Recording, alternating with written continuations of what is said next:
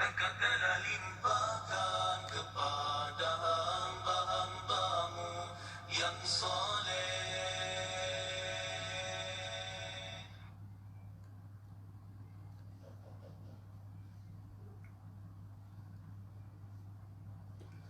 أعوذ بالله السميع العليم من الشيطان الرجيم. بسم الله الرحمن الرحيم. الحمد لله رب العالمين وبه نستعين على أمور الدنيا والدين. والصلاة والسلام على رسولنا الأمين وعلى آله وأصحابه الكرام المتقين فكانوا نجوم المهتدين وقدوة العاقلين وعلى كل من اقتدى بهم فاهتدوا إلى يوم الدين. قال رب اشرح لي صدري ويسر لي أمري واحلل عقدة من لساني يفقه قولي. سبحانك لا علم لنا إلا ما علمتنا إنك أنت العليم الحكيم ولا حول ولا قوة إلا بالله العلي العظيم. اللهم أغننا بالعلم وزينا بالحلم وأكرمنا منك بنور الفهم. اللهم افتح علينا فتوح العارفين وارزقنا فهم النبيين وحفظ المرسلين وإلهام الملائكة المقربين. اللهم فقهنا في الدين وعلمنا التأويل وصلى الله على سيدنا محمد والحمد لله رب العالمين. Assalamualaikum warahmatullahi wabarakatuh. Tuan-tuan dan puan-puan, muslimin, muslimat, hadirin, hadirat, sidang penonton yang dikasihi dan dirahmati oleh Allah Subhanahu wa taala. Jadi alhamdulillah kesempatan ini pertamanya marilah sama-sama kita panjatkan rasa syukur yang tidak terhingga kehadrat Allah Subhanahu wa taala kerana selain dianugerahkan dua nikmat yang cukup besar iaitu nikmat iman dan juga Islam, kita juga dikurniakan pelbagai limpahan kurnia nikmat yang tidak terhitung dan tidak terkira, antaranya nikmat kesihatan dan juga kelapangan. Sehingga dengan nikmat-nikmat tersebut dapat pada pagi ini sekali lagi untuk sama-sama kita berkongsi sedikit ilmu dalam kuliah fiqh jinayat yang disiarkan secara langsung menerusi FB Live Pusat Islam UPNM. Mudah-mudahan tuan-tuan dan puan kita doakan agar Allah Ta'ala memberi kekuatan kepada kita untuk terus istiqamah dalam majlis ilmu. Kerana Nabi SAW sentiasa mengingatkan kita, antaranya melalui sabda baginda yang berbunyi, kun aliman au muta'alliman au mustami'an au muhibban wala takun qamisan fatahlik au kama qala. Tuan-tuan dan puan-puan yang dikasihi dan dirahmati oleh Allah Subhanahu taala, umumnya hadis yang saya bacakan sebentar tadi, Nabi SAW nak mengingatkan kita tentang peri penting untuk kita berada di dalam majlis ilmu. Sehubungan itu tuan-tuan dan puan-puan, kita kena pastikan jangan kita biar sehari usia kita, sehari hidup kita berlalu tanpa kita mendekatkan diri kita dengan majlis ilmu. Kalau boleh tuan-tuan dan puan-puan, dalam majlis ilmu ini dia ada ranking dia ada hierarki dia. Nabi kata kun aliman, jadilah orang yang alim. Kalau boleh dalam majlis ilmu ni kita nak jadi orang yang alim, orang yang ada ilmu, yang kita dapat mengamalkan ilmu tersebut dan dalam masa yang sama dapat kita sampaikan. Sebab apa tuan-tuan perempuan, apa yang kita nikmati selama ini di dunia ini, baik rumah, keluarga, isteri, pasangan kita, anak-anak, apabila kita mati semuanya kita akan tinggalkan harta-harta tersebut. Bahkan amalan-amalan kita pun akan terhenti. Yang hanya akan dapat membantu kita, antaranya Nabi SAW sebut, idza mata ibnu adam inqata amaluhu illa min salas. Apabila matinya anak Adam itu, maka terputus segala amal ibadah yang kita buat. Pahala puasa kita terhenti, pahala sembahyang kita terhenti. Apa yang boleh membantu kita? Antaranya ilmu yuntafa' bih, ilmu yang bermanfaat. Sehubungan itu tuan-tuan dan puan, perlulah bercita-cita. Dalam kuliah ini bukan sekadar tuan-tuan puan sekadar nak dengar sahaja. Kalau boleh tuan-tuan nak faham, nak hayati, nak amalkan dan sampaikan. Mudah-mudahan dengan ilmu yang sedikit kita sampaikan ini dapat membantu kita khususnya di saat kita bersendirian di alam barzakh kelak. Baik tuan-tuan puan, kadang-kadang di kalangan kita ini ada yang tak boleh nak sampaikan, tak ada ilmu. Nabi kata tak apa, kalau tak boleh nak mengajar, jadi step yang kedua, iaitu level yang kedua, ranking yang kedua, apa benda? Muta'alliman. Kalau tak boleh jadi orang alim, belajar. Allah Akbar. Tuan-tuan dan puan, sekarang ini kalau nak belajar, ya Allah, bukan macam zaman dulu tahun 70-an 80-an nak cari majlis ilmu, khususnya majlis ilmu agama susah. Sekarang ni tuan-tuan dan puan boleh pilih nak masuk channel mana, bahkan di luar sana bertambah majlis ilmu ini, nak atau tak nak aja. Ada kuliahnya, ada bengkelnya, ada yang cara percuma, ada yang berbayar, ada di hotel, ada di masjid surau. Bahkan terkini melalui laman sesawang, melalui internet, tuan-tuan dan puan-puan. Boleh saja nak yang mana saja. Tekan saja, insya-Allah. Jadi Nabi SAW kata yang kedua, kalau tak boleh yang pertama tadi jadi orang alim, belajar. Kalau belajar pun rasa tak sempat, tuan-tuan puan-puan, Nabi kata jangan lupa, boleh lagi ada peluang untuk mendekatkan belajar ilmu, antaranya melalui level yang ketiga. Apa level yang ketiga? Mustami'an. Kata Nabi SAW, kalau tak boleh nak belajar, maka mustami', jadi pendengar. Duduk dengar je tuan-tuan puan. Ni saya tak pastilah tuan-tuan dan puan di hadapan saya ini sama ada berada level kedua atau ketiga, iaitu sama ada belajar ataupun dengar. Sebab dua level ini berbeza. Bila sebut belajar ini, dia mempunyai adab-adab, komitmen yang begitu tinggi. Antaranya nak sebut jadi level yang kedua pelajar ni, dia kena ada barang-barang peralatan asas, sebagai contoh buku catatan, pensel. Kalau tuan-tuan perempuan dengar dan ada buku catatan, kemungkinan tuan-tuan perempuan berada di level yang kedua. Bila kata belajar ni, dia kena buat catatan, kemudian kena buat ulang kaji, memang susah sikit. Kalau susah sangat, Nabi kata tak apa, kalau rasa ya Allah, makcik memang tak larat dah nak menulis-nulis, nak mengaji-mengaji ni, tak apa. Nabi kata mustami'an, jadi orang yang mendengar. Sambil-sambil masak sebagai contoh, sambil-sambil drive bawa kereta, boleh dengar tuan-tuan puan. Pasang je online, dah kita dengar je. Jadi orang yang kategori yang ketiga. Dan Nabi SAW kata, kalaulah tak boleh dengar, tak ada masa, tak sempat, macam mana nak buat tuan-tuan puan? Dah lah tak ada ilmu, tak nak belajar, dengar pun tak nak, tak sempat. Nabi kata ada peluang untuk menjadi yang keempat. Apa yang keempat ni? Muhibban, cinta kepada majlis ilmu. Kita tak sempat tuan-tuan puan, tapi kita cinta kepada para alim ulama. Kita cinta kepada budak-budak yang mengaji agama ni. Kalau kita ada rezeki lebih tuan-tuan puan, kita keluarkan duit sedekah pada dia orang. Tambah-tambah zaman PKP ni tuan-tuan puan, cukup menyedihkan. Apabila kita baca melihat banyak sekolah-sekolah swasta agama ini, sekolah-sekolah tahfiz yang terpaksa tutup kerana tidak mampu untuk menampung kos perbelanjaan bulanan. Allahu Akbar. Jadi kalau kita ni terlampau sibuk sangat nak mengaji, tak sempat, maka ambillah peluang yang keempat ini tuan-tuan puan. Habis-habis kalau malas nak keluarkan duit, tak ada duit, kongsi saja tuan-tuan puan majlis ilmu ni.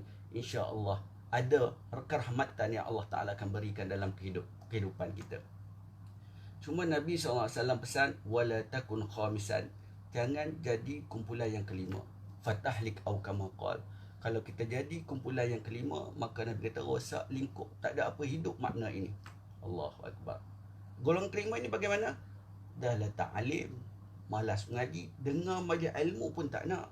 Kemudian benci kepada para alim ulama, benci kepada ustaz-ustazah, benci melihat budak-budak tahfiz berjalan pakai jubah serban, rasa tak sedap hati. Waliyazbillah tuan-tuan dan puan. Kalau kita berada di kategori yang kelima, maka rosaklah. Jadi sama-samalah kita manfaatkan peluang usia yang ada ini untuk sama-sama kita berkongsi ilmu tuan-tuan dan puan. Jadi insya-Allah pada pagi ini kita akan sambung pengajian kita berdasarkan kitab Qanun Jinayah Syar'iyah, iaitu kitab karangan almarhum mantan Mufti Sabah Haji Said Haji Ibrahim. InsyaAllah pada pagi ini kita akan sambung perbahasan kupasan pada minggu yang lalu, iaitu berkaitan dengan murtad. Yang mana murtad ini adalah merupakan salah satu daripada hukum jenayah yang dikategorikan di bawah hudud, iaitu hukuman yang ditetapkan oleh Allah Subhanahu Taala dari segi jenis hukuman, kadar hukuman dan seumpamanya. Dan pada kuliah yang lepas, iaitu 2 minggu sebelum ini, kita telah menjelaskan tentang murtad. Apa itu murtad? Murtad ini adalah satu perbuatan yang apabila seorang Islam itu lakukan, menyebabkan dia terkeluar daripada agama Islam. Dan apabila dia terkeluar daripada agama Islam, apa berlaku pada dia, apa status dia, dia menjadi kafir waliyazbillah.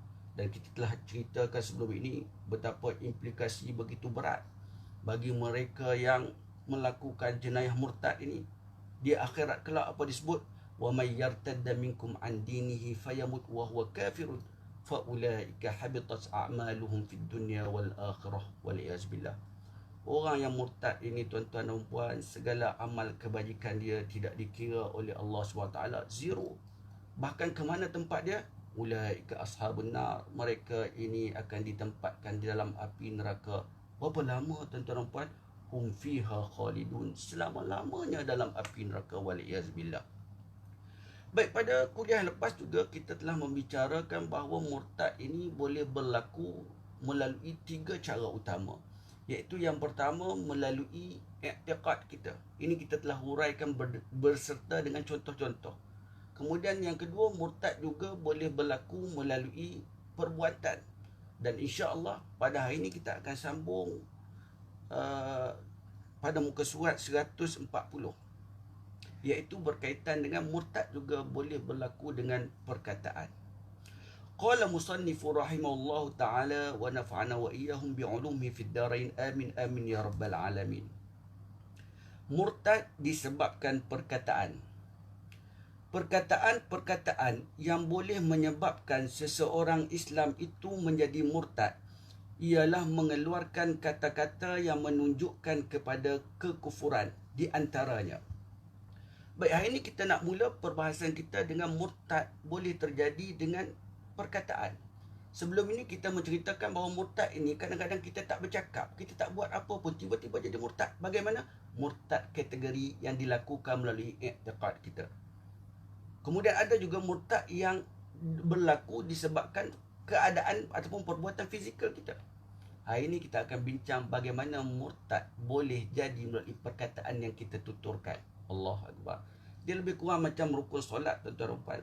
Dan tuan-tuan dan puan belajar tentang rukun solat. Umat Islam ni bab solat insya-Allah lah, daripada kecil sampai ke besar, sampailah nak meninggal pun dah belajar tentang solat. Bagus, alhamdulillah. Kita ingat tuan-tuan dan puan. Baik, kalau rukun solat saya tanya tuan-tuan dan puan ada berapa? 13. Dipecahkan, ada rukun qauli, ada rukun qalbi, ada rukun fi'li. Sama juga dengan murtad. Bezanya rukun qauli, fi'li, qalbi dalam solat itu rukun yang mesti kita buat. Tak buat tak sah. Tetapi di dalam bab murtad ini, qauli, fi'li, qalbi ini adalah benda yang perlu kita elakkan. Iaitu di segi qalbi, di segi i'tikad kita kena jaga jangan buat. Sebab ada perbuatan yang kita tak zahirkan, kita tak ucapkan, tetapi boleh berlaku murtad dengan i'tikad kepercayaan kita. Kemudian ada juga yang berlaku dengan fi'li, dengan perbuatan. Hari ini kita bincang murtad boleh dilakukan dengan qauli, iaitu dengan lafaz. Dengan hanya kita mengungkapkan ucapan-ucapan, maka seorang itu boleh menjadi murtad, waliyazbillah. Baik, di antaranya pengarang kitab ini mendatangkan 7 contoh. InsyaAllah kita akan huraikan 7 contoh ini. Yang pertama, mengatakan Allah Ta'ala ada sekutunya dan berbilang-bilang, atau mengatakan Allah tidak berkuasa apa-apa atas alam ini. Allahu Akbar. Contoh yang pertama ini pun dah ada 2 isu utama yang melibatkan tentang soal keimanan kita. Dan ia juga berkait rapat dengan sifat-sifat wajib bagi Allah Subhanahu Wa Ta'ala. Sebab itu berhati-hati tuan-tuan puan. Dia kata apa? Mengatakan Allah Ta'ala ada sekutunya dan berbilang-bilang. Siapa yang kata Allah Ta'ala ini ada sekutu, ada berbilang-bilang, Allah ini 2, 3, banyak tuan-tuan puan, ataupun menganut kefahaman pluralisme, iaitu dengan menganggap semua agama adalah sama dari segi kebenaran, cara tidak langsung mengiktiraf Tuhan-Tuhan agama lain, maka orang macam ini boleh jatuh murtad tuan-tuan dan puan. Sebab salah satu daripada sifat wajib bagi Allah SWT yang kita mengaji, yang anak-anak kita di pasti, di prasekolah, di tadika, sekolah agama menghafal Allah wujud, qidam, baqa. Salah satunya apa benda? Wahdaniyah. Sifat wahdaniyah, Esa. Wahdaniyah ini kalau kita bincang daripada sifat 20 mengikut metod Asy'ariyah Maturidiyah, dia terbahagi kepada 4, iaitu ada sifat nafsiyah, ada sifat salbiyah, ada sifat ma'ani, ada sifat maknawiyah. Bila sebut wahdaniyah Esa ini, dia dikualifikasikan di bawah sifat salbiyah. Apa itu salbiyah? Iaitu sifat yang berfungsi untuk menafikan. Menafikan Allah SWT daripada ta'adud, berbilang-bilang. Kita kena nafikan sebagaimana kita mengucap 2 kalimah syahadah. Sebagai orang yang beriman, orang Islam, Rukun Islam yang pertama membuktikan tentang keislaman dia kena mengucap asyhadu an la ilaha illallah wa asyhadu anna Muhammadar Rasulullah. Dalam pengucapan itu dia mempunyai rukun dia sebagaimana kita pernah huraikan sebelum ini, rukun syahadah. Dalam syahadatul ula, dalam pengucapan asyhadu an la ilaha illallah, tiada Tuhan melainkan Allah, sekurang-kurangnya ada 3 rukun kat situ, iaitu kita kena mengisbatkan, kita kena menetapkan bahawa Allah itu esa dari segi zatnya, sifatnya dan juga af'al perbuatannya. Siapa yang mengatakan zat Allah, sifat Allah, perbuatan Allah berbilang-bilang, menyebabkan seorang itu boleh jadi murtad.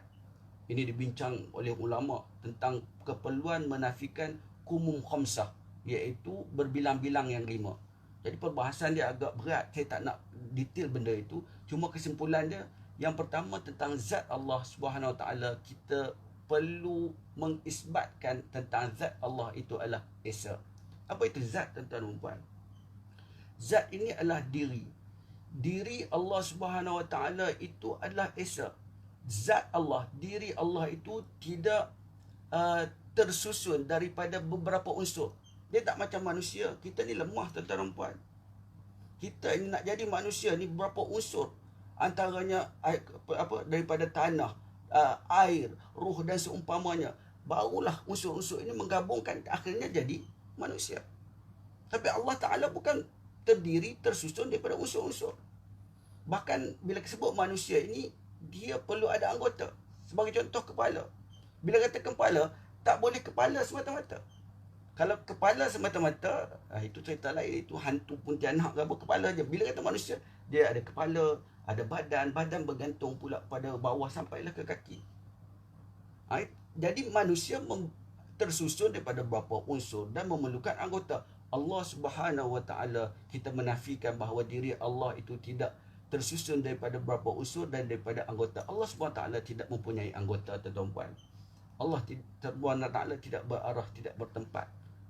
Habis Ustaz, dalam Al-Quran, dalam hadis ada sebut yadullah, tangan Allah. Adakah Allah mempunyai tangan? Ini masalah yang diperdebatkan, yang dibincangkan. Tuan-tuan dan puan, tadi saya dah jelaskan, kita berkewajipan menafikan Allah itu beranggota. Laisa kamitsli syai', Allah tak sama macam kita. Zat Allah Subhanahu Taala itu, diri Allah Taala itu tidak tersusun, tidak terbentuk daripada beberapa unsur dan tidak mempunyai anggota. Habis yang masuk yadullah tu apa benda? Yadullah ini, kalau dalam bahasa Arab, tuan-tuan puan, yad ini mempunyai banyak maksud. Bahkan dalam bahasa Malaysia yang kita guna seharian pun, kadang-kadang dia tidak boleh difahami secara literal sahaja. Sebagai contoh yang mudah, orang kata, lu jangan langsilah dengan gua. KL tu dalam genggaman gua je. Allah Akbar. Dia kata KL dalam genggaman, dalam tangan dia. Adakah bermaksud Kuala Lumpur yang besar, KLCC semua berada dalam tangan dia? Tidak, tuan-tuan. Bermaksud apa? KL tu di bawah kekuasaan dia. Jadi kalau mengikut metod Ahli Sunnah wal Jamaah, Asy'ariyah Maturidiyah, yadullah itu diterjemahkan sebagai kuasa. Mana mungkin Allah SWT ini mempunyai tangan? Sebab tangan ini, tuan-puan, bila kata tangan, dia adalah lemah. Bagi manusia, tangan ini adalah satu lambang kesempurnaan. Orang yang tak ada tangan, orang yang tak ada anggota disebut OKU, cacat dan seumpamanya. Bagi Allah Subhanahu Wa Taala, tangan dan anggota ini tidak layak. Sebab apa? Tangan ini, nak kata tangan, dia memerlukan bergantung kepada beberapa perkara pula, tuan-tuan.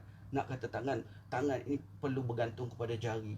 Jari pula ada macam-macam, ada kulitnya, ada organnya, ada isi, ada tulang, ada saraf, ada darah, macam-macam. Allah Taala bukan begitu. Kalau mengikut metod salaf, para sahabat sebagainya, mereka tidak mentakwilkan, mereka tidak menceritakan yadullah itu sebagai tangan. Mereka kata yadullah, yad. Wallah ta'ala alam. Kami tak tahu tentang maksud yad, tapi yad itu memang disebut dalam hadis Nabi SAW dalam Al-Quran. Maka kami beriman. Mendetailkannya, wasu'alu anhu bid'atun. Bid'ah. Tak payah fikir, tuan-tuan. Habis macam mana ada juga orang kata Allah Ta'ala ini bertangan. Waliyazubillah. Kalau seorang itu mengungkapkan kata Allah itu beranggota, Allah itu ada tangan, kita melihat kepada dua aspek. Kalau jika sekiranya dia mengatakan Allah itu ada tangan dan dia mengatakan bahawa tangan Allah itu seumpama makhluk, dia cuba membayangkan ada jari, tangan besar dan sebagainya, maka kenyataan sebegini boleh menyebabkan seorang itu menjadi kafir wal iyaz billah. Sebab apa? Laisa kamitslihi syai'. Kita akan menafikan Allah Taala itu esa, tidak sama dengan siapa pun. Tetapi kalau dia mengatakan Allah itu ada tangan, tetapi tangan Allah itu tidak sama macam makhluk, itu boleh dipertimbangkan lagi. Walaupun kita nampak macam tak berapa nak tepat. Macam kita mengaji sastra lah dalam bahasa Arab sebagai contoh, tuan-tuan dan puan. Kita mengaji sastra sikit pagi ni. Tu kata masuk bab tauhid, bab mantik sikit, bab balaghah sikit. Baik. Dalam bahasa Arab dia kata ra'aitul asada. Aku melihat asad. Asad ni apa tuan-tuan dan puan?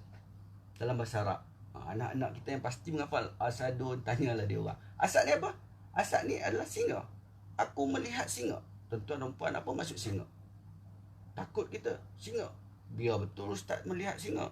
Tapi kalau kita kata ra'aitul asada fi hadiqatil hayawanat, aku melihat singa di zoo, maka itu adalah benda biasa. Apa kita bayangkan tentang asad, singa?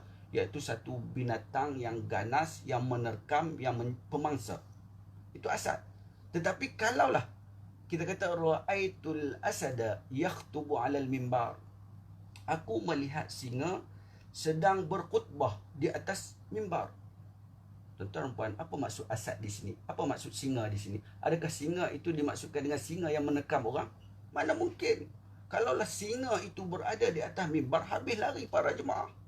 Orang lari lebih takut singa ini daripada COVID-19 lagi. Jadi apa maksud di sini? Para bahasa Arab kalau sebut singa, kemudian dia datangkan dengan karinah-karinah, petunjuk-petunjuk. Sebagai contoh, berkhutbah di atas mimbar. Apa maksud dia? Kita kalau sebut singa, bahasa Melayu pun, tapi orang Melayu biasanya kalau sebut singa sinonim dengan apa? Isteri yang garang. Oh, isteri aku macam singa. Bukan bermaksud singa yang betul. Tapi dalam bahasa Arab bila sebut singa, antaranya yakhtubu 'alal mimbar, sedang berkhutbah di atas mimbar, maka bermaksud di sini adalah bukan singa yang menekam orang. Yang dimaksudkan di sini adalah siapa? Seorang khatib yang mempunyai semangat luar biasa, yang tegas dalam menyampaikan khutbah. Macam mana Ustaz Abdullah Qari, oi, jekah terkejut orang. Itu dan maksud ni sini. Jadi kalau mengikut fahaman, mengikut metod Asy'ariyah Maturidiyah, maka kita mengatakan singa di sini bermaksud orang yang mempunyai keterampilan dan ketegasan dalam menyampaikan khutbahnya. Tapi kalau kita mengikut metod satu lagi yang mengatakan macam mana? Menterjemahkan juga sebagai singa tetapi bukan singa. Macam mana yadullah, tangan yang bukan tangan. Pening kita nak jawab, tuan-tuan.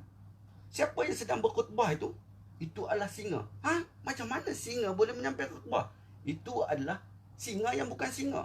Pening kepala kita. Kalau singa bukan singa, bermaksud bukan singa lah. Hari ni aku naik kereta. Ya Allah, kereta tu cantik tapi tak ada enjin, tak ada steering, tak ada kursi, tak ada itu, tak ada ini. Tapi dia tu kereta tapi bukan kereta. Tuan-tuan dan puan, kalau kereta bukan kereta, bermaksud bukan kereta. Sama juga tangan yang bukan tangan, maka apa maksud dia? Bukan tangan lah. Jadi sebab itu mengikut metod Ahli Sunnah wal Jamaah Asy'ariyah Maturidiyah, yadullah, mereka menterjemahkan apa? Iaitu kekuasaan Allah SWT. Siapa yang mengisbatkan zat Allah, diri Allah sama dengan makhluk Allah, beranggota, bertempat dan sebagainya, boleh menyebabkan seorang itu jatuh kepada apa yang kita bincangkan pada hari ini, itu murtad. Berhati-hati tuan-tuan. Sebab itu kita kena bincang, kena faham. Kalau tak, dia akan jadi masalah dalam bab ketauhidan ni, tauhid ni. Baik, dalam masa yang sama, kita kena mengisbatkan bahawa Allah SWT ini juga adalah esa dari segi zat, di mana tidak ada zat yang menyerupai zat lain yang menyerupai dengan zat Allah SWT. Begitulah juga kita kena menafikan sifat Allah Ta'ala. Sifat Allah Ta'ala ini esa tunggal. Allah SWT sifatnya ini tidak terbentuk, tidak tersusun daripada beberapa sifat dalam sifat yang sama. Sebagai contoh, tuan-tuan puan, sifat kita apa? Berjalan. Kita boleh berjalan. Kita nak boleh berjalan, tuan-tuan puan, cuba ingat balik. Cuba tengok anak-anak kita yang kecil, cucu-cucu kita yang kecil. Bukannya terus boleh berjalan. Nak dapat sifat berjalan itu, ya Allah, bermula dengan mula-mula panggil apa tu? Mengesot. Mengesot. Kemudian boleh menerak, merangkak, sampailah boleh berjalan. Jatuh-jatuh taktih dan seumpamanya.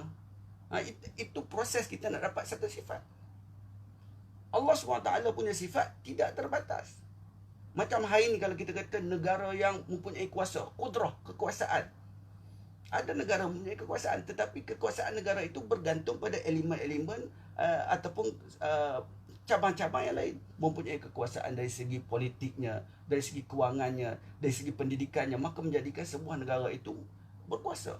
Tapi bagi Allah Ta'ala, dia tidak tercantum, tidak tersusun, tidak terbentuk daripada beberapa sifat yang sama. Sebab sifat Allah Ta'ala ini tidak ada permulaan, tidak ada akhir, tidak ada batasan. Tak boleh sama. Macam mana nak cerita dia tuan-puan? Mudah cerita. Laisa kamitslihi syai'. Apa yang kita bayangkan, nampak macam makhluk, itu semuanya ternafi daripada Allah Subhanahu Ta'ala. Siapa yang mengatakan sifat Allah Ta'ala ni dulu Allah tak kuat, tapi Allah makin lama makin kuat, wal-iyazbillah. Itu macam manusia. Nak masuk sukan, kita kena training, nak cari stamina, makin training makin kuat. Tak. Kita sekuat mana pun akhirnya akan menurun balik. Tak larat. Last kali nak angkat tangan pun tak larat, tuan-tuan. Itu sifat kita. Maka kita kena menafikan Allah SWT ini dengan begitulah juga. Banyak panjang cerita, tuan. Saya ringkaskan. Kita kena menafikan bahawa Allah Ta'ala itu esa pada zatnya, pada sifatnya, termasuklah pada perbuatan Allah SWT, di mana perbuatan Allah SWT itu tidak ada mana-mana perbuatan lain yang menyerupai dengan perbuatan Allah SWT. Baik, itu yang pertama. Ini ada 7 tuan-tuan. Baik, dan masih lagi contoh dalam yang pertama, atau mengatakan Allah tidak berkuasa apa-apa atas alam ini. Waliyazbillah. Salah satu daripada sifat Allah yang kita sebut tadi, wahdaniyah. Ini berkaitan dengan kuasa. Kuasa ini adalah sifat qudrah. Qudrah ini di bawah sifat ma'ani, iaitu yang bentuk wujudi, sifat yang melekat berdiri atas zat, pada zat Allah SWT, iaitu kekuasaan. Allah mempunyai kekuasaan yang tidak ada batasannya. Wallahu ala kulli syai'in qadir. Ta'alluq fungsi kekuasaan Allah SWT ni terhadap segala mungkinat, terhadap segala makhluknya. Dan dia memberi kesan taksir, iaitu ijad i'dam, untuk mewujudkan ataupun mentiadakan. Sebagaimana kita hidup hari ini, tuan-tuan puan, ini macam mana kita boleh hidup? Kerana Allah Subhanahu Wa Taala yang memberikan kita hidup. Kita ni tak ada apa, tuan-tuan puan. Adakah kita boleh melihat? Kita tidak boleh melihat. Kita diberi penglihatan. Kita kosong, kita tak ada, dia adakan. Itulah hakikat kita. Maka siapa yang mengatakan bahawa Allah Ta'ala itu lemah, Allah itu tak berkuasa, maka boleh menyebabkan seorang itu menjadi murtad, wal-iyazbillah. Baik, kita tengok contoh berikutnya. Yang kedua, mengatakan syariat Islam yang diturunkan Allah bukan untuk mengatur perhubungan di antara individu dengan masyarakat dan negara. Berhati-hati. Bagi mereka yang mengatakan bahawa agama Islam ini hanya sekadar nikah kahwin, cerai, pewarisan, lagi solat, zakat, tengok anak bulan, maka boleh menyebabkan dia itu menjadi kafir. Kalau nak sembang beragama, nak sembang tentang Islam, pergi masjid. Di surau boleh sembang. Di padang bola tidak ada Islam. Di dalam ekonomi tidak ada Islam. Wal-iyazbillah. Islam ini, tuan-tuan dan puan, dia bukan agama sebagaimana bagaimana kita fahami, iaitu yang melibatkan ritual semata-mata. Tetapi Islam ini adalah ad-din. Apa itu ad-din? Satu konsep, satu sistem yang menyusun seluruh aspek kehidupan kita dalam segala aspek. Semuanya adalah dalam daripada kita tidur, bangun balik, tidur, semuanya adalah berkaitan dengan Islam. Islam itu adalah panduan cara hidup kita yang lengkap. Tuan-tuan dan puan, pagi tadi kita bangun, dah ada hukum dia dalam Islam. Kalau bincang dari segi fiqh, apa hukum bangun pagi tadi? Ada di kalangan tuan-tuan dan puan yang bangun pagi tadi, ada yang mandi. Sebelum sembahyang subuh mandi. Apa hukum mandi? Ada. Islam membicarakan tentang mandi. Bangun pun ada hukum dia mandi. Mandi ada yang wajib pagi tadi, ada yang harus, bahkan ada yang haram. Itu perbincangan dalam bab fiqh, bergantung pada situasi individu tersebut. Kita semayang, kemudian kita masuk tandas dan sebagainya, semua dibincangkan tuan-tuan puan dalam Islam. Bahkan nak masuk ke dalam tandas, kaki kanan, kaki kiri pun diambil kira. Siapa kata Islam hanya membicarakan tentang solat sahaja, hanya membicarakan tentang rukun-rukun asas Islam sahaja, haji, puasa? Tak, nak masuk ke dalam tandas, tuan-tuan dan puan, nak qada hajat, nak buang air, itu diajar dalam Islam cara terperinci. Nak langkah kaki kiri ke kaki kanan dulu. Dalam Islam, sunat untuk kita masuk dalam tandas, dalam bilik air, melangkah menggunakan kaki kiri. Bila nak keluar, kaki kanan, sampai ke tahap tu. Bahkan dikaji, tuan-tuan dan puan. Ini barat lah kaji, kita malah mengkaji. Barat mengatakan bahawa mengikut kajian ni, biasanya kalau kita melangkah satu tempat, memulakan langkahan tersebut dengan kaki kiri, kalau jika sekiranya kita terjatuh, biasanya dia akan terbalik ke belakang. Tuan-tuan dan puan tak percaya, cubalah. Dan kalau kita melangkah pula dengan kaki kanan, biasanya bila kita tergelincir nak jatuh, dia akan terjunam menghadap ke arah depan. Sebab itu dalam Islam nak masuk ke tandas, tuan-tuan dan puan, kita langkah kaki kiri dulu. Tambah-tambah kalau masuk RNR kan, buka je pintu tandas tu, terus mangkuk tandas tu. Kadang-kadang licin kat situ. Pijak.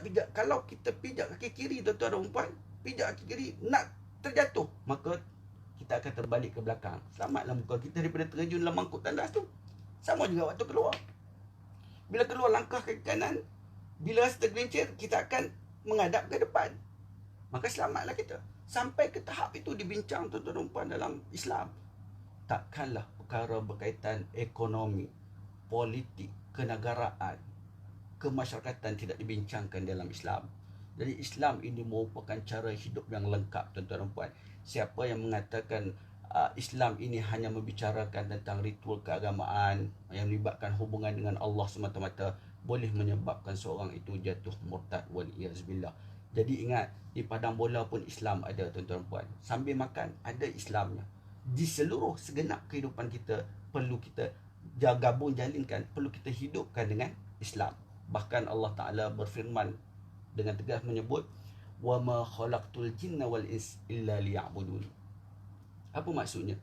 Tidak kami jadikan jin ataupun manusia melainkan hanya sahaja untuk beribadah. Kalau mengaji bahasa Arab, tuan-tuan puan, ini sebut nafil hasar, iaitu satu struktur ayat yang nak memberi penguat kepada ayat penyata tersebut.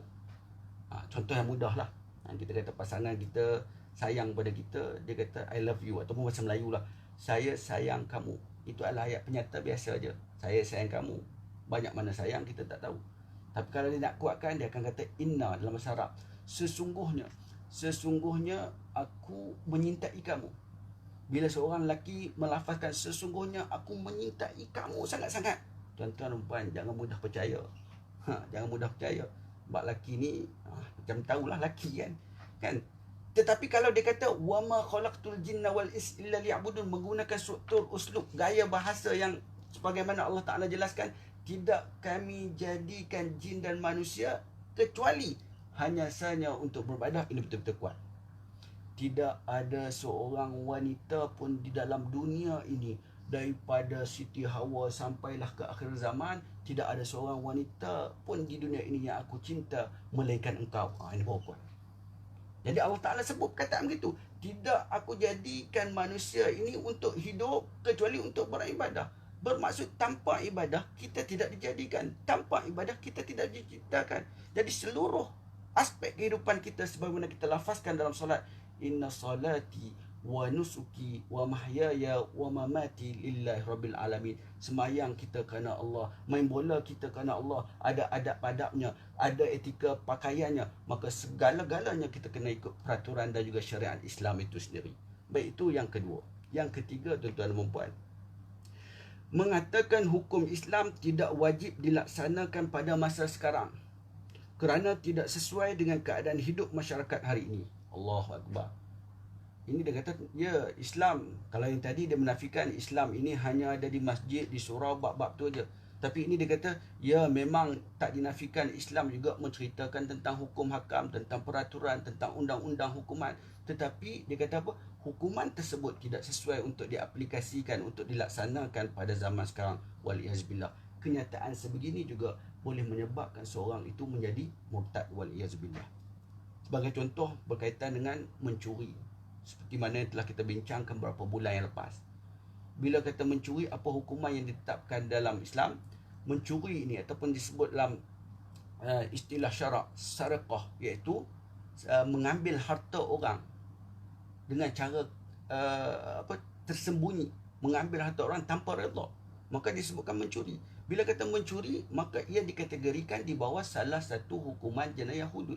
Bila kata hudud, dia melibatkan hak Allah SWT, yang mana Allah SWT sendiri yang tetapkan jenis hukuman, kadar hukuman dan seumpamanya.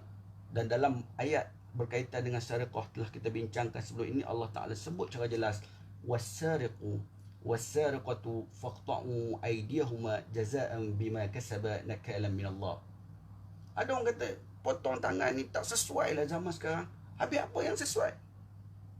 Afa hukmal jahiliyah yabghun, kata Allah SWT. Adakah kamu bangga dengan hukum jahiliyah? Apa itu hukum jahiliyah? Selain daripada hukum Islam adalah hukum jahiliyah. Sedangkan kita lihat pada hari ini, tuan-tuan puan, gejala jenayah termasuk berkaitan dengan kes kecurian makin meningkat. Bayangkan mak kita keluar seorang diri pergi pasar, tuan-tuan dan puan-puan. Dalam beg dia tu ada berapa ringgit je. Tiba-tiba ada orang datang meragut. Allahu Akbar. Kerana nakkan duit yang tak pasti, silap-silap pernah berlaku, dilaporkan dalam media. Dalam beg duit yang diragut itu hanya ada beberapa ringgit sahaja.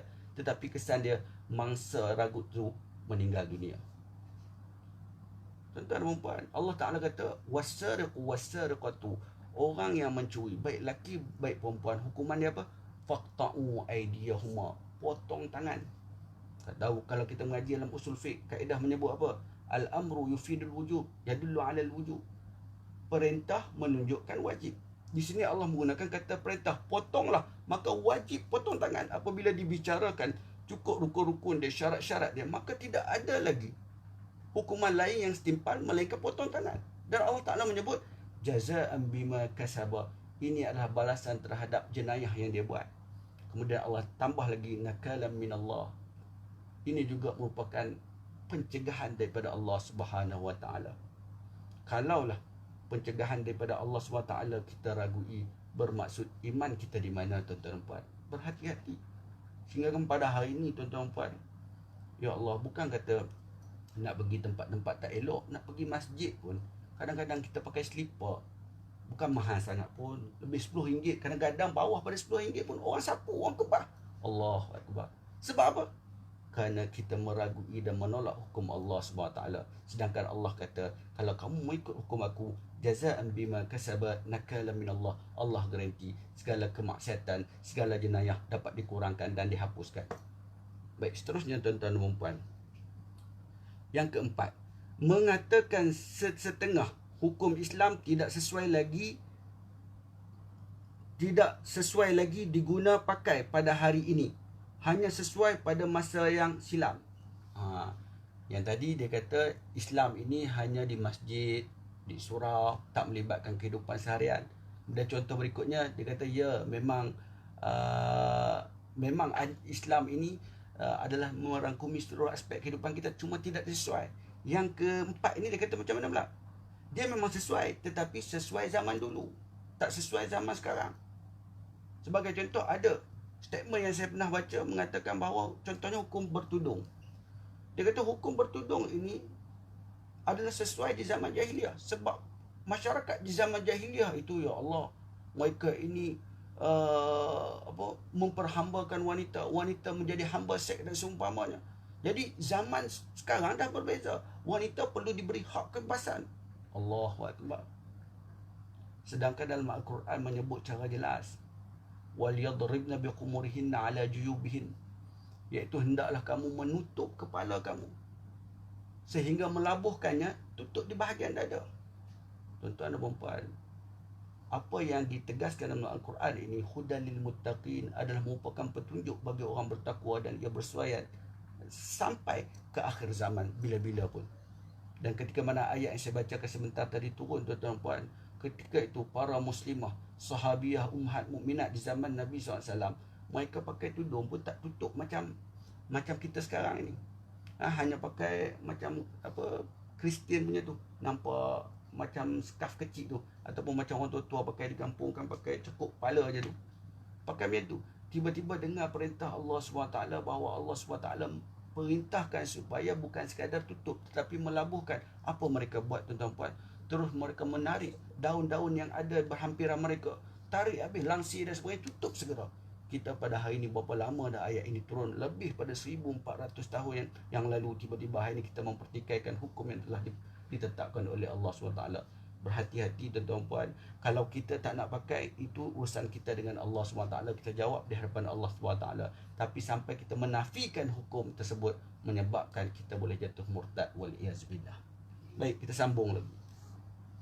Mengatakan tafsiran ayat-ayat Al-Quran yang dibuat oleh ulama tafsir yang dahulu tidak sesuai lagi digunakan sebagai dasar hukum hari ini, dan menganjurkan ulama-ulama hari ini membuat tafsiran mengikut keadaan dan suasana kehidupan ummah dan kedudukan negara di masa kini. Ini dia condemn pula. Al-Quran tu betul, cuma tafsiran para ulama tu salah. Kita kena sesuaikan dengan keadaan semasa. Allahu Akbar. Apa yang disebut dalam Al-Quran ini tuan-tuan puan, inna nahnu nazzalna dzikra wa inna lahu lahafizun. Ini adalah yang dijaga oleh Allah Ta'ala. Apa yang dimuatkan dalam Al-Quran terkandung prinsip-prinsip asas yang mana sesuai untuk setiap manusia, setiap keadaan, setiap zaman. Tiba-tiba dia kata apa yang ditafsirkan oleh para ulama dulu adalah menyeleweng. Kita kena ubah. Masalahnya tuan-tuan puan, apa berlaku? Nak menyesuaikan Al-Quran mengikut konteks semasa, sehingga terpaksa ubah teks Al-Quran. Nak sedapkan hati. Berhati-hati mereka yang mengungkapkan ungkapan sebegini boleh menyebabkan jatuhnya dia menjadi murtad. Sebagai contoh, ayat Quran menyebut apa? Wala taqrabuz zina. Jangan kamu menghampiri zina. Apa maksud jangan kamu menghampiri zina? Bukan kata nak melakukan zina. Zina itu adalah dosa yang cukup besar. Innahu kana fahisyatan wa maqtan wa sa'a sabila. Zina itu merupakan dosa yang cukup besar. Dalam ayat ini menyebut wala taqrabuz zina. Menghampiri zina pun tak boleh. Jadi dalam hadis Nabi SAW menjelaskan apa maksud menghampiri. Antaranya menyebut al-ainani taznian. Mata ini juga berzina. Tuan-tuan dan puan, jangan kita salah faham. Mata juga boleh melakukan zina. Maka apa sahaja boleh membawa kepada perzinaan, benda itu diharamkan dalam Islam. Termasuklah berdoaan. Nabi SAW menyebut la yakhluwanna rajulun bi imratin illa wa ma'aha dhu mahramin aw kama qala.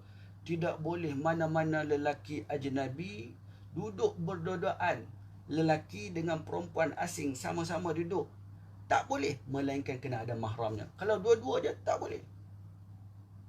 Haram. Nak keluar dating tak boleh dua-dua. Habis macam mana kalau nak keluar juga? Bawa ayah dia sekali. Baru boleh. Sebab Nabi SAW kata apa? Nak keluar berdoaan tak boleh. Tapi bila kita cerita macam ni, apalah ustaz, tak up to date lah. Zaman sekarang ni bukan zaman macam dulu. Dulu sungguhlah keluar di padang pasir berdoaan, siapa pun tak ada. Zaman sekarang duduk dalam kereta, walaupun berdoaan keliling orang penuh tuan-tuan puan. Allahu Akbar. Padahal sama je tuan-tuan puan. Padang pasir ke, dalam kereta ke, kalau doaan macam-macam boleh jadi. Kadang-kadang depan orang ramai pun boleh jadi tuan-tuan dan puan. Sebab itu berhati-hati. Jangan kita mengungkapkan ungkapan-ungkapan yang menyebabkan kita menghina agama Islam, mempertikaikan apa yang ditetapkan secara jelas dalam Al-Quran, sehingga akhirnya membawa kita menjadi kafir wal-iyazubillah. Baik, kita sambung lagi tuan-tuan dan puan. Contoh yang berikutnya, yang keenam.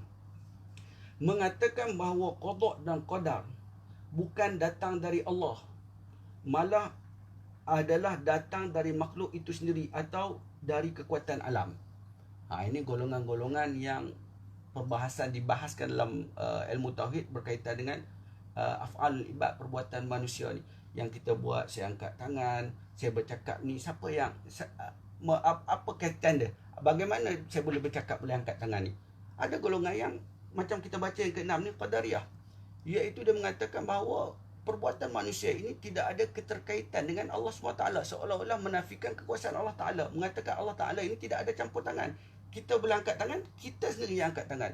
Apa yang berlaku dalam alam ini semuanya adalah secara semula jadi. Wal'iyazubillah. Dia mengatakan bahawa semuanya adalah bergantung kepada perbuatan manusia. Dan ada lagi satu golongan yang disebut Jabariyah, yang mengatakan bahawa angkat tangan, bergerak, sembahyang dan sebagainya, semuanya ditentukan oleh Allah Ta'ala. Manusia ini tidak ada kekuasaan, tidak ada usaha, tidak ada ikhtiar. Bahkan semuanya qada, qadar, baik buruk daripada Allah Ta'ala. Ini pun bahaya. Bila dia mencuri, dia berzina, Orang tanya, sebab apa kau mencuri? Dia kata apa? Ini kalau Jabariyah, ini semua adalah qada dan qadar Allah Ta'ala. Aku mencuri bukan kehendak aku. Aku mencuri kerana telah ditakdirkan oleh Allah SWT sejak azali. Ini pun bahaya lah faham macam ni. Orang cakap macam ni, tuan-tuan, kita lempang je. Dia kata, sebab apa kau mencuri? Sebab Allah Ta'ala telah tentukan sejak azali aku menjadi pencuri. Lempang cukup-cukup, tuan-tuan. Dia kata, sebab apa lempang saya? Buat macam mana? Telah ditakdirkan sejak azali engkau dilempang oleh aku. Macam tu. Kita ahli sunnah wal jamaah ni mengatakan apa? Kekuasaan itu milik sepenuhnya Allah SWT. Apa yang kita boleh buat? Kita hanya sekadar berusaha. Kita sekadar berusaha. Sebab itu hasilnya Allah tidak akan mempersoalkan kepada kita. Kita ada anak, kita ada isteri, kita ada pasangan. Kadang-kadang kita mengimpikan anak kita, isteri kita menjadi orang yang terbaik. Pasangan kita menjadi pasangan yang terbaik, boleh membimbing kita menuju ke syurga. Tapi kadang-kadang segala usaha yang kita buat tidak tercapai, tuan-tuan. Jangan sedih.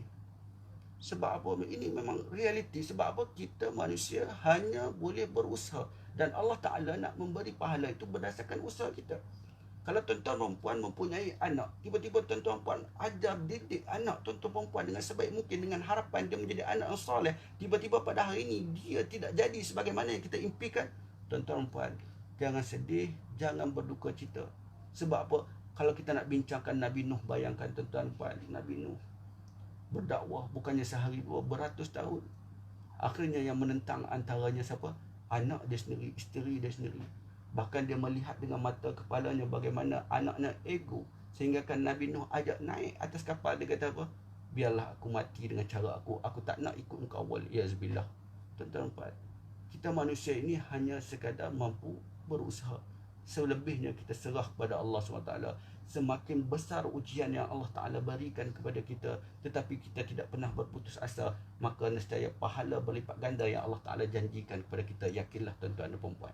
Baik, seterusnya, perkara yang ketujuh, mengatakan, ini yang terakhir, mengatakan bahawa Allah Ta'ala adalah salah satu dari tiga Tuhan, iaitu Isa, Maryam dan Ruh Kudus. Dalam nas Al-Quran jelas mengatakan bahawa orang-orang yang mengatakan Allah Ta'ala itu salah satu dari tiga Tuhan adalah kafir. Firman Allah Subhanahu wa Ta'ala, laqad kafara alladhina qalu inna Allaha thalithu thalatha wa ma min ilahin illa ilahun wahid. Demi sesungguhnya telah kafirlah orang-orang yang berkata bahawasanya Allah ialah salah satu dari tiga Tuhan, padahal tiada Tuhan yang berhak disembah melainkan Tuhan yang Maha Esa. Surah Al-Ma'idah. Baik, contoh yang terakhir pada hari ini yang datangkan oleh pengarang mengatakan bahawa siapa yang memahami, contohnya konsep Trinity Kristian, mengatakan Allah itu ada tiga, maka dia telah melakukan syirik, menyekutukan Allah Subhanahu Wa Taala. Mereka yang mengungkapkan ungkapan sedemikian, tuan-tuan, mengatakan Tuhan ini berbilang-bilang sebagaimana kita datangkan contoh di awal kuliah kita tadi, maka berhati-hati. Kerana apa? Secara jelas sebut qul huwallahu ahad. Katakanlah Allah itu hanyalah Esa. Sebagaimana kisah yang dipaparkan tentang Bilal bin Rabah, apabila dia diseksa, dia dizalimi, supaya keluar daripada Islam, apa yang diungkapkan daripada mulut dia? Ahadul ahad, ahad, ahad, ahad. Satu, satu, satu, satu. Allahu Akbar. Siapa yang mengungkapkan selain daripada apa yang diucapkan, iaitu dengan mengatakan Allah itu berbilang-bilang, menyebabkan dia syirik, tuan-tuan. Bila sebut syirik, maka dia dah jatuh murtad. Syirik ini ditegaskan dalam Al-Quran, innallaha la yaghfiru an yushraka bihi wa yaghfiru ma duna dzalika liman yasha, ila akhiril ayat. Allah Ta'ala menyebut innallah, sesungguhnya Allah Subhanahu Wa Ta'ala ini tidak akan mengampun. Sedangkan tuan-tuan dan puan-puan, Allah ini Maha Pengampun. Buatlah dosa sebesar mana pun, Allah SWT akan mengampun dosa kita. Bahkan kalau kita pulang kepada Allah SWT dalam keadaan tidak sempat bertaubat, tetapi masih lagi mengekalkan iman dalam diri kita, maka iman ini akan menyelamatkan kita. Walaupun kemungkinan besar kita terpaksa dimasukkan terlebih dahulu dalam api neraka, tetapi dengan rahmat Allah SWT, Allah itu Maha Pengampun. Allah boleh melupakan segala dosa-dosa kita. Tuan-tuan puan, sebesar mana pun dosa kita buat, setinggi mana pun dosa yang telah kita lakukan, Allah Ta'ala ini amat pengampun. Allah Ta'ala menerima taubat hamba-hambanya. Bahkan kalau kita meninggal dalam keadaan tidak sempat bertaubat sekalipun, tapi masih ada iman dalam diri kita, maka yakinlah bahawa Allah Ta'ala itu maha pengampun. Tetapi dalam ayat yang saya bacakan sebentar tadi, tuan-tuan dan puan-puan, Allah menyebut apa? Innallaha la yaghfiru an yushraka bihi wa yaghfiru ma duna dhalika liman yasha. Buatlah dosa apapun, Allah Ta'ala boleh mengampunkan dan Allah Ta'ala boleh melupakan segala-galanya. Satu dosa sahaja yang Allah SWT tidak akan ampun, iaitu dosa syirik. Siapa yang melakukan syirik, maka dia perlu bertaubat. Kalaulah dia bertaubat, walaupun dia melakukan pelbagai dosa syirik, Allah itu maha pengampun. Tetapi kalau dia meninggal dunia, dia mati dalam keadaan tidak sempat bertaubat, dengan dia membawa dosa syirik, maka dosa dia tidak akan diampunkan buat selama-lamanya. Apa akan jadi pada dia? Maka dia akan dicampakkan dalam api neraka. Wal'iyazbillah. Dalam hidup ini, tuan-tuan dan puan-puan, Allah Ta'ala berikan kepada kita semuanya dengan percuma. Hari ini kita nak menikmati kehidupan dunia yang tak ada apa ni, semuanya kena bayar, tuan-tuan dan puan. Nak masuk tandas pun kena bayar. Nak menumpang tidur di hotel ke di mana ke kena bayar, tuan-tuan dan puan. Tidak ada yang percuma. Tetapi Allah Subhanahu Wa Ta'ala memberikan kepada kita semuanya percuma. Ini oksigen, tuan-tuan dan puan, saraf kita ni, setiap darah yang mengalir ini, semua yang kita miliki ini, semua Allah Ta'ala beri secara percuma. Cuma Allah minta satu sahaja. Apa yang Allah Ta'ala minta? Allah minta apa yang saya baca tadi, wa ma khalaqtul jinna wal insa illa liya'budun. Allah minta engkau ini melakukan amal ibadah ketaatan kepadaku dengan melaksanakan segala apa yang aku perintahkan dan meninggalkan segala apa yang aku larang. Dan Allah Ta'ala cukup murka, tuan-tuan dan puan, kalau jika sekiranya sampai kita menafikan Allah itu sebagai Tuhan. Segala yang Allah Ta'ala beri ini semuanya secara percuma. Allah Ta'ala tak minta pun. Kurang-kurangnya Allah minta apa? Kalau kamu tak semayang pun Allah Ta'ala boleh ampunkan. Tetapi sekurang-kurangnya jangan kamu menafikan bahawa aku ini adalah Tuhan. Kita tak semayang, kita tak puasa, itu pun satu dosa yang cukup besar. Tetapi kalau sampai sehingga apa yang Allah Ta'ala beri ini kita ingkar dengan kita menafikan ketuhanan, menyebabkan kita mengatakan Allah itu tak berkuasa, ada Tuhan lain dan seumpamanya, maka dosa ini adalah dosa syirik yang tidak akan diampunkan oleh Allah Subhanahu Ta'ala sekiranya kita meninggal dunia dalam keadaan membawa dosa syirik.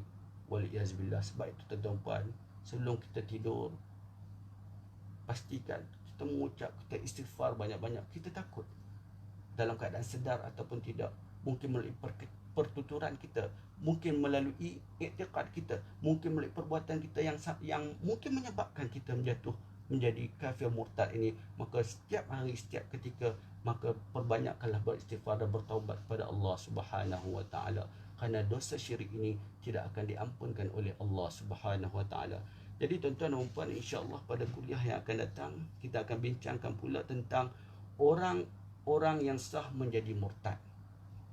Jadi tajuk ini juga agak panjang. Jadi insya-Allah pada minggu yang ketiga, dalam masa yang sama, melalui siaran FB Live Pusat Islam UPNM, kita akan berjumpa lagi. Mudah-mudahan perkongsian kita pada pagi ini dapat memberi kekuatan kepada kita dalam menempuh misi yang cukup mencabar, iaitu mencari redha Allah Subhanahu Taala dalam keadaan masyarakat kita keliling ini berada dalam kepincangan moral dan juga akhlak. Mudah-mudahan Allah Taala menyelamatkan kita dan memperteguhkan akidah kita. Mudah-mudahan kita dijauhkan daripada segala dosa, terutamanya melakukan syirik sehingga menyebabkan kita menjadi murtad, wal'iyazbillah.